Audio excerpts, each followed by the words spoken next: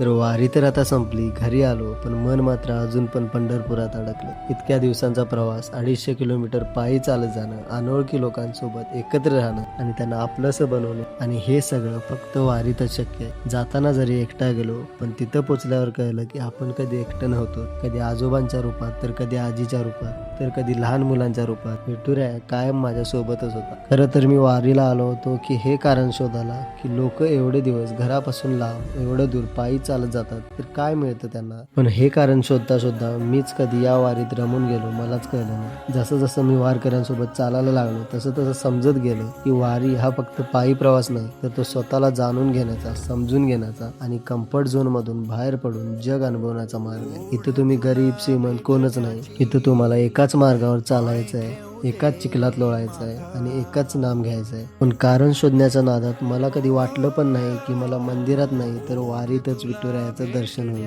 तर हे जाणून घ्यायला मला आत्ताच फॉलो करा. आणि हो, तुम्हाला वारी करून काय मिळालं याबद्दल तुमचा एक्सपिरियन्स कमेंटमध्ये नक्की शेअर करा.